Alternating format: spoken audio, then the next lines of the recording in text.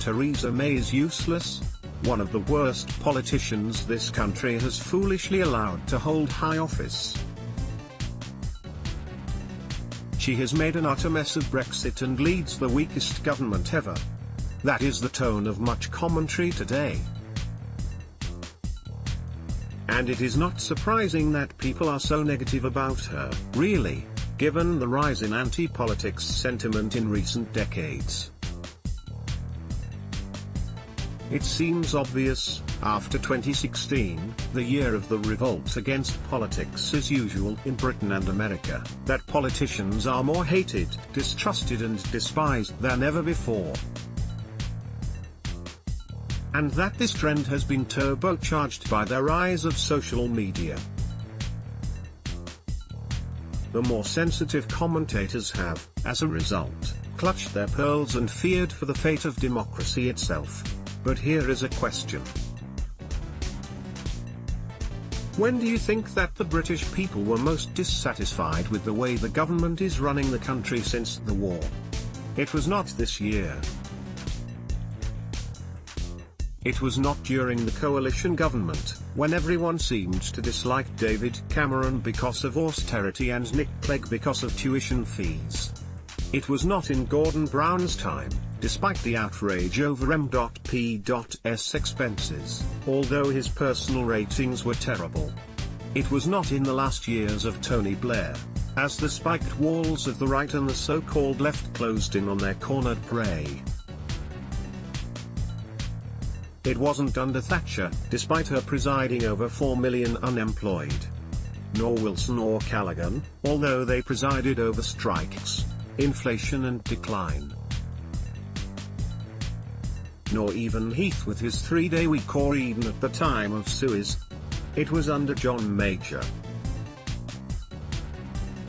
His government, after the pound crashed out of the European exchange rate mechanism in 1992, was consistently the most unpopular there has ever been. In December 1994, 86% of voters said they were dissatisfied with it and only 8% said they were satisfied. John Major's government was consistently the most unpopular there has ever been, EPA. This puts Theresa May's current unpopularity in perspective. Last month Ipsos Mori found 63% said they were dissatisfied with her government, 30% were satisfied. It seems we have all forgotten in what low esteem we once held Sir John, last seen at the royal wedding, the much-loved hammer of hard Brexit, conscience of the Conservative Party and heroic loser who took the biggest pasting in post-war electoral history. I came across this fact thanks to the long perspective offered by a fascinating new book about the rise of anti-politics, called The Good Politician, by Nick Clark, Will Jennings, Jonathan Moss, and Jerry Stoker. The authors found that voters, the book is about the UK but it looks to the US too, have indeed become more suspicious of politicians, and more skeptical about politics, since the Second World War.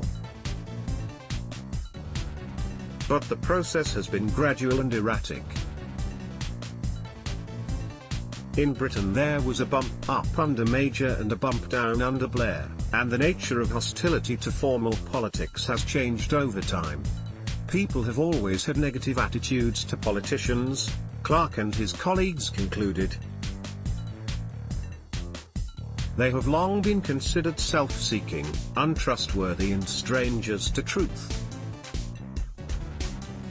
But in the 21st century they are also increasingly seen as out of touch, different from, and unsympathetic to, the mass of normal citizens. Partly, the authors argue, this is a reaction to the increasing professionalization of politics, but partly it marks a change in expectations of the good politician, as one who is not only for the people but of the people. Dissatisfaction with the government, graph from The Good Politician, by Clark, Jennings, Moss and Stoker. In the past the good politician could be a distant, patrician leader who wanted the best for their people. Now the ideology of intimacy means the requirements of successful politicians are more demanding. They must be authentically in touch with normal life. The book suggests that it is harder to be a good politician now because of the demands of better informed voters and unforgiving media saturation. It is worrying that people have become more negative about what the authors call the activities and institutions required for collective and binding decision-making in plural societies, but, they suggest, we are a long way yet. From undermining the consent needed for democracy to function. Brexit may have upset a lot of people, but it was that nice kindly John Major who came much closer to destroying democracy as we know it. More about Anti-Politics Theresa May Brexit Donald Trump reuse content.